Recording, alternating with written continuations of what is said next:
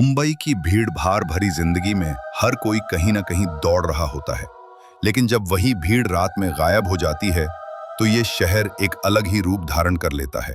खामोश, रहस्यमयी और डरावना। गीता एक साधारण सी लड़की जो धारावी के एक पुराने चौल में रहती थी, हर दिन लोकल ट्रेन से ऑफिस जाती और लौटती। वो एक प्राइवेट कंपनी में अकाउंटेंट थी। उसके जीवन में शांति तो थी, लेकिन गरीबी और अकेलापन भी। उस दिन ऑफिस में काम ज्यादा हो गया था, इसलिए जब वो स्टेशन पहुंची तो उसकी रोज की आखिरी लोकल छूट चुकी थी। अगली ट्रेन थी 1:30 बजे रात की, जो अंतिम लोकल थी।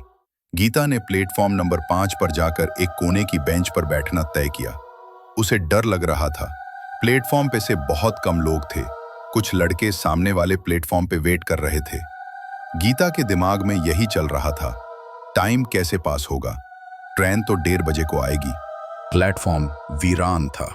न कोई आवाज, न कोई हलचल, सिर्फ दूर कोई बत्ती टिमटिमा रही थी और स्ट्रीट डॉग्स कहीं दूर भौंक रहे थे। तभी गीता की नजर सामने की बेंच पर पड़ी, जहां एक लड़की बैठी थी। उसकी लंबी काली बाल, सफेद सूट और चेहरा कुछ ऐसा था जैसे कोई तस्वीर हो, शांत, सुंदर पर बेहद ठंडी आंखों वाला। गीता को थोड़ी राहत मिली। उसे लगा अब समय बिताना आसान होगा। गीता ने शायद नोटिस नहीं किया, पर वो लड़की बिना पलक झपकाए गीता को ही देख रही थी। उसने मुस्कुराते हुए हाथ से इशारा किया, इधर आओ। लड़की उठी, धीरे धीरे चलती हुई गीता के पास आई और चुपचाप बगल में बैठ गई। बिना कुछ कहे बस गीता को लगातार देखती रही। उसकी नजरें अजीब थीं। गीता ने मुस्कुराते हुए पूछा, आप भी ट्रेन का इंतजार कर रही हो? लड़की ने धीमे स्वर में कहा, हाँ। गीता, चलो अच्छा है, कोई तो है जिससे बात हो सके, कोई तो मेरे साथ है।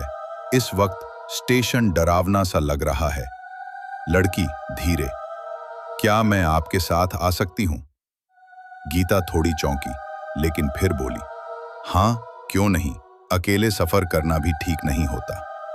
वे दोनों काफी देर तक बात करती रहीं। लड़की कम बोलती थी, पर जब भी बोलती, उसकी आवाज जैसे कहीं दूर गूंजती हो। गीता को उसका साथ अच्छा लग रहा था, लेकिन दिल के किसी कोने में हल्का सा अजीबपन भी महसूस हो रहा था। 1:30 बजे की लोकल आ गई।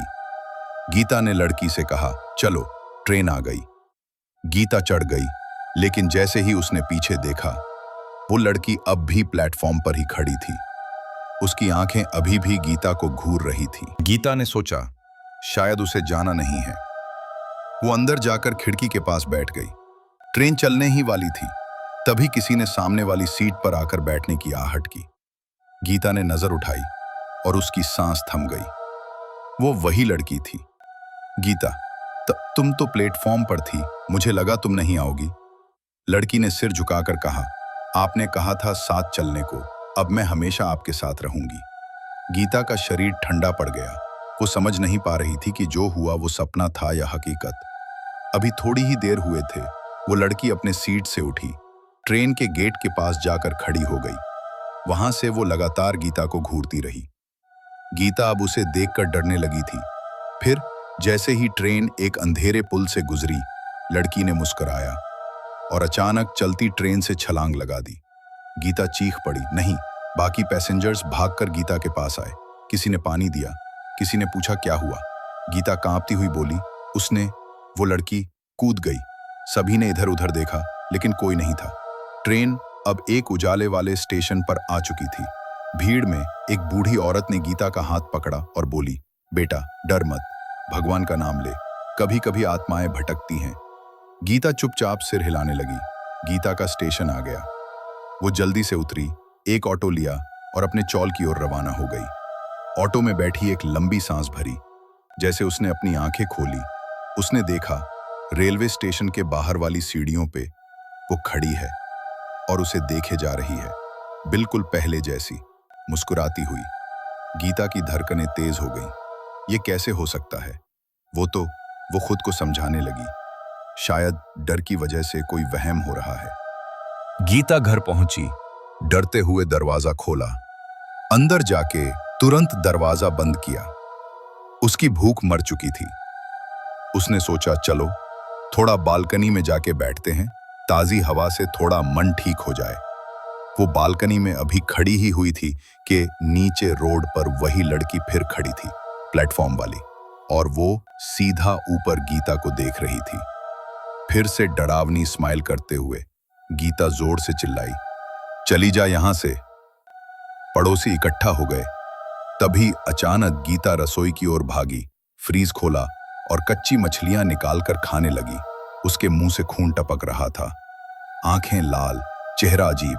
लोग डर के मारे चिल्लाने लगे, लेकिन 4-5 लड़कियां किसी तरह उसे पकड़कर कमरे में ले गईं।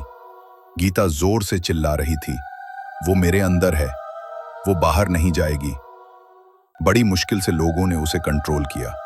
किसी ने एक पंडित को बुलाया, एक पुराने अनुभवी तांत्रिक को। पंडित आए, उन्होंने गीता की हालत देखी और पूछा, इसने कुछ कहा? लड़कियां बोली, उसने कहा था, तुमने कहा था साथ चलने को, मैं हमेशा साथ रहूंगी। पंडित ने गीता को होश में लाया, उसके सर जल छिड़का, पूछा, पूरी बात बताओ, क्या हुआ तुम्हारे साथ आज? पंडित ने गहरी सांस ली और बोला, ये आत्मा पहले मर चुकी थी, यही स्टेशन पर लोगों से दोस्ती करती है। जो उसे साथ चलने को कहता है, उसके अंदर समा जाती है।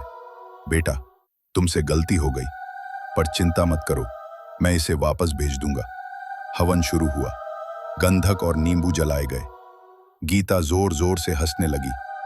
वो हंसी इंसानी नहीं थी, शरीर झटपटा रहा था। पंडित ने मंत्र पढ़े और एक नींबू को गीता की छाती पर रख दिया।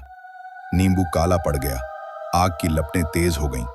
तभी गीता चिल्लाई, मैं नहीं जाऊंगी, वो मेरी है। पंडित ने आखिरी मंत्र पढ़ा और गीता बेहोश हो गई। सन्नाटा छा गया। पंडित ने सबको देखा और कहा, अब वो चली गई है, लेकिन याद रखना, कभी भी देर रात अकेले कुछ शब्दों का यूज न करे, जैसे चलो, आओ इत्यादि। क्या पता तुमने जाने अनजाने में किसे इनविटेशन दे दिया हो अपने साथ चलने का। रातें अब भी आती हैं, गीता अब भी स्टेशन जाती है, लेकिन अब किसी अजनबी को साथ चलो नहीं कहती, क्योंकि कभी कभी कोई एक हाँ पूरी जिंदगी का साया बन जाती है। अगर आपको हमारी कहानी अच्छी लग रही है तो कृपया चैनल को सब्सक्राइब करें, कमेंट बॉक्स में कमेंट करें आपको कहानी कैसी लगी। आप अपनी कहानी हमें मेल कर सकते हैं, ईमेल आईडी डिस्क्रिप्शन बॉक्स में है।